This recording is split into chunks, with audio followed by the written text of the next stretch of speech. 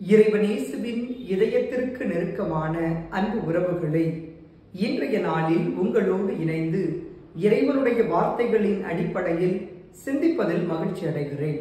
பரபரப்பான இந்த உலகத்தில் பல பணிகளுக்கு மத்தியில் பம்பரம் போல சுழன்று கொண்டிருக்கக்கூடிய நம்மில் பலர் இயல்பாக கூறுகிற ஒரு காரியம், நம்பிக்கையோடு கடவுளிடத்தில் நீண்ட நாட்களாக நான் கேட்டுக்கொண்டே இருக்கிறேன், ஆனால் அவர் எனக்கு கேட்பதை கொடுக்கவில்லை.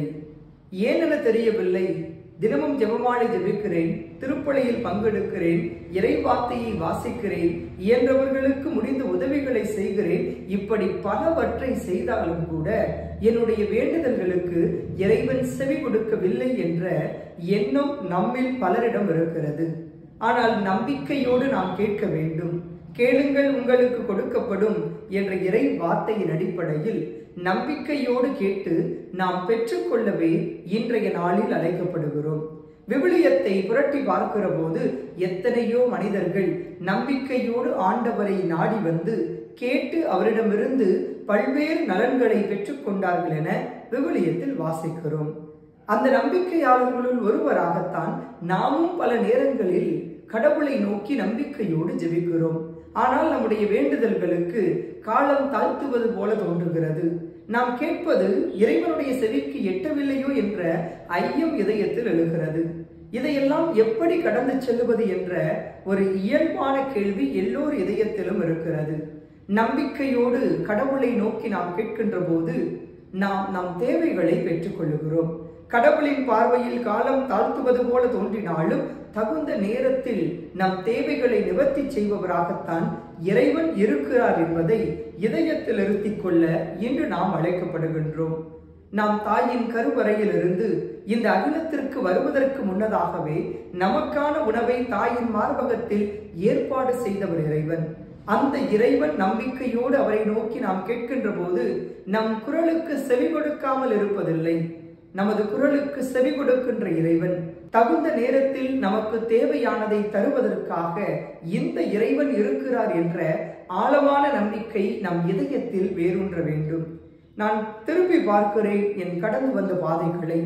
உண்மையிலுமே என்னுடன் படித்த என்னுடைய வகுப்பு தோழர் திருமணம் முடித்து 4 ஆண்டுகளாக குழந்தை இல்லாமல் இருந்தார்.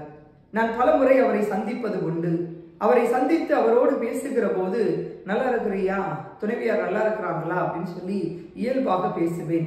நான் பேசுகிற போதே என்னுடைய எண்ண ஓட்டத்தை உணர்ந்தவராக அவர் இடத்தில் சொல்லுவார், நாங்கள் எல்லாரும் ரொம்ப நல்லா இருக்கிறோம், நம்பிக்கையோடு கடவுள்கிட்ட எங்களுக்கு ஒரு குழந்தை கேட்டுக்கொண்டு இருக்கிறோம், கண்டிப்பாக கடவுள் எங்களுக்கு தருவார். அதிலையும் குறிப்பா இந்த அன்னை மரியாள் எங்களுக்காக வரிந்து பேசுவார். எப்ப எங்களுக்கு எதை கொடுக்கணும்னு மரியாவுக்கு நல்லா தெரியும், கண்டிப்பா கடவுள்கிட்ட இருந்து ஒரு குழந்தை வரத்தை எங்களுக்கு பெற்று தருவார் அப்படின்னு சொல்லி இயல்பாக சந்திக்கிற போதெல்லாம் என்னிடத்தில் அவர் பகிர்ந்து கொள்வார். காலங்கள் உருண்டோடியது. கடந்த 2 ஆண்டுகளுக்கு முன்பாக திருச்சியில் இருக்கக்கூடிய பழைய கோவில் வங்கியினுடைய உதவி பங்கு தந்தையாக நான் பணியாற்றி கொண்டிருந்தேன். அந்த நேரத்தில் என்னை அலைபேசியில் தொடர்பு கொண்டு சொன்னார், என்னுடைய துணைவியார் வயிற்றில் சிசுவை சுமந்து கொண்டிருக்கிறார், எங்களுக்காக தொடர்ந்து ஜெபியுங்கள் என்று. இறைவனுக்கு நன்றி சொன்னேன். அந்த ஆண்டினுடைய கிறிஸ்து பிறப்பு பெருவிழாவை மிகவும் மகிழ்ச்சியோடு இறை மக்களோடு இணைந்து கொண்டாடி கொண்டிருந்தோம். அன்று மாலை சரியாக 8 மணி போல அலைபேசியில் தொடர்பு கொண்டு, இன்று என்னுடைய துணைவியாரை அழைத்துக் கொண்டு மருத்துவமனைக்கு போயிருந்தேன், வயிற்றில் நீர் குறைவாக இருக்கிறது என்று சொன்னார்கள், இப்பொழுது நலமாக இருக்கிறார்கள், தாயும் செய்யும் நலமாக இருக்கிறார்கள், ஜனவரி மாதம் 5 தேதிக்குள்ள குழந்தை பிறந்துவிடும் என்று சொல்லி இருக்கிறார்கள், எங்களுக்காக இன்னும் ஆழமாக எங்களுக்காக ஜெபியுங்கள் என்ற வார்த்தைகளை என்னிடத்தில் உதிர்த்தார். அவர் அந்த வார்த்தைகளை என்னிடம் சொன்னபோது அருகாமையில் புனித அன்னாள் சபை அருள் சகோதரிகள் சிலர் இருந்தார்கள். அவர்களிடத்தில் அந்த செய்தியை பகிர்ந்து கொண்டேன். இந்த குடும்பத்தினருக்காக இறைவனிடத்தில் இறைவேண்டலை முன்னெடுங்கள் என்று அவர்களிடத்தில் சொன்னேன். சரியாக ஒரு 10:30 மணி இருக்கும். என்னுடைய நண்பருடைய அம்மாவினுடைய அலைபேசியில் இருந்து எனக்கு அழைப்பு வந்தது. நான் நினைத்தேன் இவர்களுக்காக ஜெபித்துக் கொள்ள வேண்டும் என சொல்லி தொடர்பு கொள்ளுகிறார் என்ற எண்ணத்தோடு அலைபேசியை எடுத்தேன்.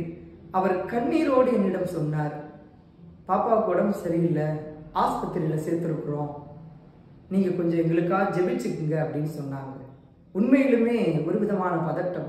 8:30 மணிக்கு தாயும் செய்யும் நலமாக இருக்கிறார்கள் என்ற செய்தி கிடைத்தது. ஒரு 10:30 மணிக்கு அவர்கள் மருத்துவமனையில் மீண்டுமாக அனுமதிக்கப்பட்டிருக்கிறார்கள் என்ற ஒரு செய்தி காதுக்கு எட்டியது. என்னம்மா சொல்றீங்க அப்படின்னு சொல்லி நான் திரும்ப அழுத்தி கேட்டேன். ஆமா சகாய், நல்லா வேண்டிக்குங்க, பையனும் மனசு உடைஞ்சு போய் உட்கார்ந்து அழுதுகிட்டு இருக்கிறான் அப்படின்னு சொன்னாங்க. மனம் கேட்கவில்லை. உடனே பங்கில் இருந்த 2 யூத்து பயல்களை கூட்டிக்கிட்டு இரவோடு இரவாக மருத்துவமனை நோக்கி போனேன். போய் அவங்கள பார்த்துட்டு அவங்களுக்காக ஒரு ஜெபம் பண்ணிட்டு வருவோம் அப்படின்னு சொல்லிட்டு போனோம். நான் போகிற போது ஒரு புறத்தில் என் நண்பனுடைய தாயும் தந்தையும் அமர்ந்து அழுது கொண்டிருக்கிறார்கள். இன்னொரு புறம் உடைந்து போன ஒரு மனிதனாக உருகுலைந்த நிலையில் அமர்ந்து அழுது கொண்டிருந்தான் என்னுடைய நண்பன். அவன் அருகில் சென்று நின்றேன். என்ன வார்த்தைகளை சொல்லுவது என தெரியவில்லை. அவன் அருகில் அமைதியாக அமர்ந்து நம்பிக்கையோடு இரு, கடவுள் பார்த்துக் கொள்வார் என்று சொன்னேன். உடனடியாக அவன் என்னை பார்த்து சொன்னான், இத்தனை ஆண்டுகளுக்கு பிறகாக இறைவன் எங்களுக்கு குழந்தையை கொடுத்தார், கண்டிப்பாக அந்த குழந்தையை அவர் பாதுகாத்துக் கொள்வார். அன்னை மரியா உடன் இருக்கிறார், அவர் எங்களுக்காக பரிந்து பேசுவார், கடவுளுடைய அருளால் என் குழந்தைகளுக்கு எதுவும் ஆகாது என்று அவர் வார்த்தைகளை உதிர்த்தார். துன்பம் சூழ்ந்திருக்கின்ற போது கூட நம்பிக்கையோடு அவர் உதிர்த்த அந்த வார்த்தைகளை கண்டு மெய்மறந்து நின்றேன். நாங்கள் பேசிக் கொண்டிருந்த அந்த சில மணித்துளிகளில் மருத்துவர் அந்த என்னுடைய நண்பரை அழைத்தார். அவர் உடனடியாக மருத்துவரை நோக்கி நகர்ந்து சென்றார். அவரை ஒரு அறைக்குள் கூட்டி சென்றார்கள். சிறிது நேரம் கழித்து அறையிலிருந்து வெளியே வந்தவன் எங்களை பார்த்து, கடவுள் எனக்கு 2 குழந்தைகளை கொடுத்திருக்கிறார் என்று சொல்லி மகிழ்வோடு கத்தினான். உண்மையிலுமே இறைவனுக்கு அந்த நேரத்தில் நன்றி சொன்னோம்.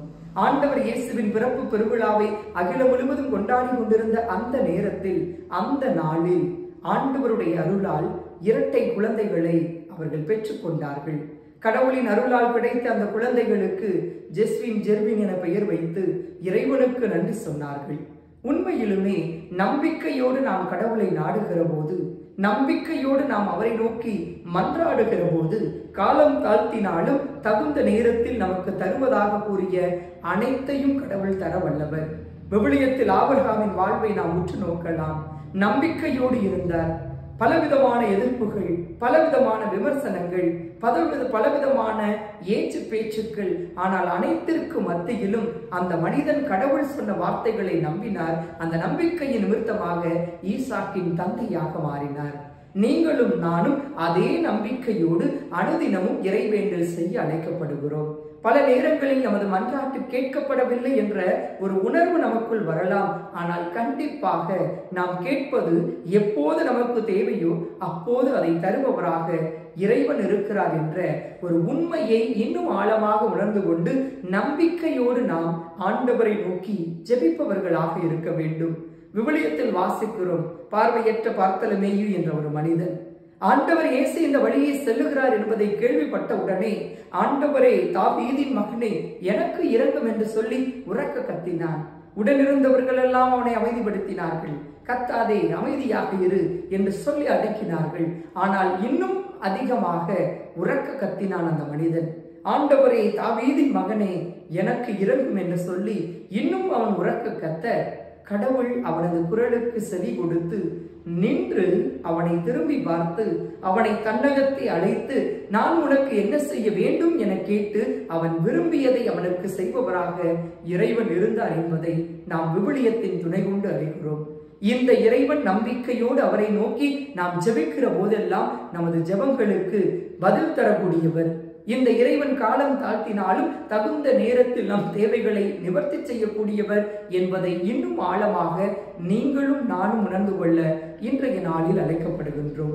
அன்புக்குரியவர்களே, கடந்த சில தினங்களுக்கு முன்பாக திருச்சியில் இருக்கக்கூடிய ஏர்போர்ட் பங்கில், அந்த பங்கிற்கு உட்பட்ட ஒரு அன்பியத்திற்கு சென்றிருந்தேன். இஸ்லாமிய மதத்திலிருந்து கிறிஸ்துவ மதத்தை தழுவி இருந்த ஒரு பெண்மணியானவள் அந்த அன்பிய கூட்டத்தில் அனைவருக்கு மத்தியிலும், நான் நீண்ட நாட்களாக என்னுடைய உறவினருக்கு குழந்தை பாக்கியம் கிடைக்க வேண்டும் என்று சொல்லி ஜெபித்தேன். கண்ணீரோடு கடவுளை நோக்கி மன்றாடினேன். எனக்காக நீங்களும் இணைந்து ஜெபியுங்கள் என்று சொல்லி இந்த அன்பியத்தில் சொன்னேன். கடவுள் நம் ஜெபத்தை கேட்டார். இன்று எனது உறவினருக்கு ஒரு ஆண் குழந்தை பிறந்திருக்கிறது. கடவுளுக்கு நன்றி சொல்லுங்கள் என்று சொல்லி ஒரு இஸ்லாமிய மதத்திலிருந்து கிறிஸ்துவ மதத்தை தழுவிய ஒரு பெண்மணி கண்ணீரோடு கடவுளை நோக்கி மன்றாடி தான் பெற்றுக்கொண்ட நன்மைகளை எல்லோருக்குமாக எடுத்துரைத்து இறைவனுக்கு நன்றி சொன்ன அந்த ஒரு நிகழ்வு இன்று நாம் வாழுகிற சமூகத்தில் நம்பிக்கையோடு கடவுளை நோக்கி ஜெபிக்கிற போது கண்டிப்பாக நாம் நலன்களை பெற்றுக்கொள்வோம் என்ற ஆழமான நம்பிக்கையை இன்னும் எனக்குள்ளும் அங்கிருந்த அத்துணை பேருக்குள்ளும் விதைத்தது. இன்று நீங்களும் நானும் இறைவனுடைய வார்த்தைகளை வெறுமென கேட்டுவிட்டு நகர்ந்து விடாமல் ஆண்டவரின் வார்த்தைகளின் மீது ஆழமான நம்பிக்கை கொள்வோம். நம்பிக்கையோடு அவரை நோக்கி ஜெபிப்போம். நமது தேவைகளில் அவர் உடன் இருக்கிறார். நாம் கேட்பதற்கு முன்னதாகவே நமக்கு என்ன தேவை என்பதை அறிந்திருப்பவர் இறைவன். அவர் நமக்கு தேவையானதை தகுந்த நேரத்தில் கொடுத்து நம்மை பாதுகாப்பார். நாம் பிறப்பதற்கு முன்னதாகவே நமக்கான உணவை தாயின் மார்பகத்தில் ஏற்பாடு செய்த அந்த இறைவன் நாம் நம்பிக்கையோடு கேட்கிற போது நம் குரலை கேட்டும் கேட்காதவர் போல நகர்ந்து செல்பவர் அல்ல. அந்த இறைவன் காலம் தாழ்த்தினாலும் தகுந்த நேரத்தில் நம் தேவைகளை நிவர்த்தி செய்யக்கூடியவர். இந்த இறைவன் மீது இன்னும் ஆழமான நம்பிக்கை கொண்டவர்களாக நாளும் இறைவேண்டல் செய்யவும், இறைவனிடத்தில் பல்வேறு விதமான நன்மைகளை நம்பிக்கையோடு நாடி பெற்றுக்கொள்ளவும் இன்றைய நாளில் இறைவனிடத்தில் அருள் வேண்டுவோம். இறைவன் நம்மை தொடர்ந்து ஆசிர்வதிப்பார்.